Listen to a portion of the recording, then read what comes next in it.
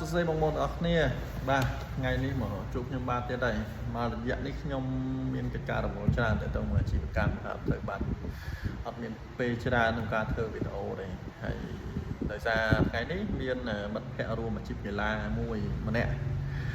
ដល់គាត់មានចម្ងល់តាក់ទងមកចង់អ្នកទ្រប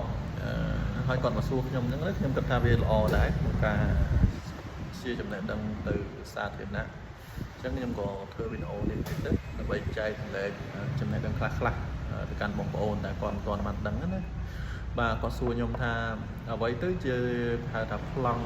បំបែកក្បាលដីឬក៏យើងប្លង់រឹងបំបែកក្បាលដីដែលបងប្អូនអ្នកដែលគាត់មាននងទិញអាចនទ្របថាផ្ទះហើយមិនថាដីឡូគាត់តែងតែលឺហើយទិញប្លង់បរិយត្រឹមបរិយគេហៅថាប្លង់ត្រឹមបរិយឬក៏គេហៅថាប្លង់ត្រឹមបរិយបំបែកក្បាលដីអញ្ចឹងណា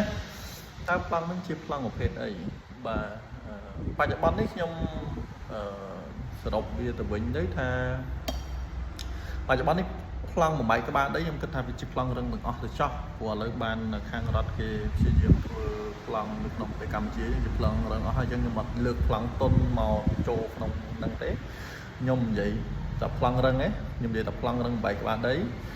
ប្លង់រឹងបំបែកក្បាលដីនេះវាជាប្លង់រឹងដែលម្ចាស់ដីឬក៏ម្ចាស់អភិវឌ្ឍឬក៏ម្ចាស់បូរីនោះគាត់យកប្លង់រួមគាត់ទាំងដល់ឧទាហរណ៍ដីគាត់មាន10ឬ20ហិកតាហ្នឹងគាត់យកទំហំប្លង់ទាំងអស់ហ្នឹងជាប្លង់រឹងទៅសូយោដីដើម្បីធ្វើការបំបែកជាឡូតូចតាមធំទៅតាម master plan នៃគម្រោងរបស់គាត់ដែលគាត់ពុះមកបំបែកចេញជាប្លង់ដីឬក៏ប្លង់ផ្ទះល្វែងអញ្ចឹងមកហើយគាត់មកធ្វើការដាក់លក់ហើយការលក់របស់គាត់នោះ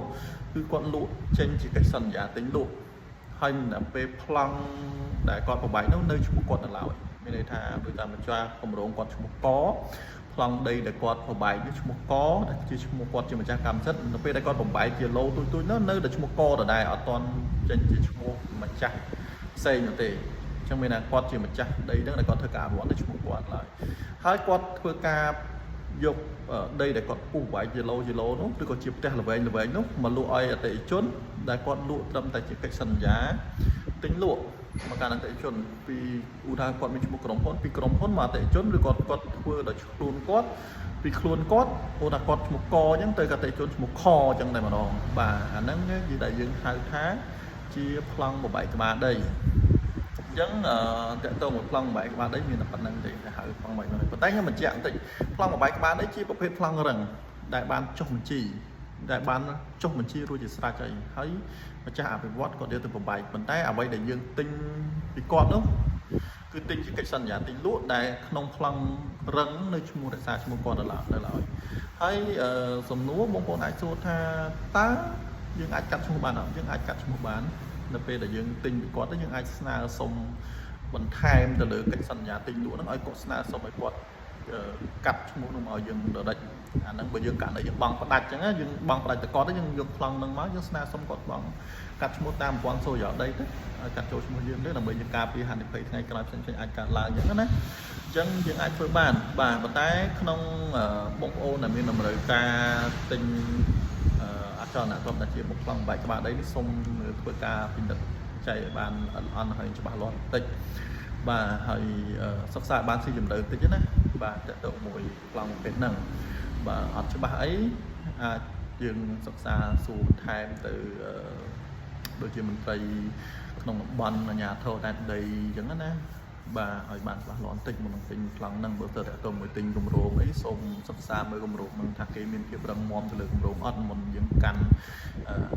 កិច្ចសន្យាទិញលក់ជាមួយនឹងប្លង់វាយក្បាលដីហ្នឹងបាទអាហ្នឹងវាមានតែប៉ុណ្្នឹងឯងហើយបើសិនជាបងប្អូនមានចំណុចអីផ្សេងទៀតអាចសាក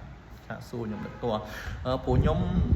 និយាយកាត់ទៅខ្ញុំអត់ទៅបកកែទេក្នុងការបញ្យល់អ្វីមួយជាសាធារណៈតែបើថាមួយទល់មួយថាខ្ញុំអាចបញ្យល់ច្បាស់ជាងតែខ្ញុំនៅព្យាយាមធ្វើអញ្ចឹងអ្វីដែលខ្ញុំចេះខ្លះសង្ឃឹមថាថ្ងៃក្រោយលោកបកកែនិយាយច្រើនជាងហ្នឹងដើម្បីបញ្យល់ព្រោះខ្ញុំព័ត៌មានខ្លះខ្ញុំអាចយល់ដឹងច្រើនស៊ីជម្រៅច្រើនដែរទៅលើការងារប្លង់ហ្នឹងតែការអត្ថាធិប្បាយខ្ញុំអត់ទៅបកកែបញ្យល់យើងអត់មានគ្រប់កសលបញ្យល់យើងយកអត់សូវបានល្អបាទប៉ុន្តែគាត់ថាបើសិនជាមួយបាយមួយទល់មួយម្នាក់ទល់ម្នាក់មកជិះសួរគ្នាហើយខ្ញុំអាចផ្ដល់ព័ត៌មានលម្អិតបាទ មានតែប៉ុណ្្នឹងឯងបើសិនជាមានសំណួរអីតាក់ទងមួយប្លង់បែកក្បាលដែរអាចសួរខ្ញុំអាចឆ្លើយបានខ្ញុំឆ្លើយតាមឆាតក៏បានអូខេអរគុណច្រើនបាយបាយ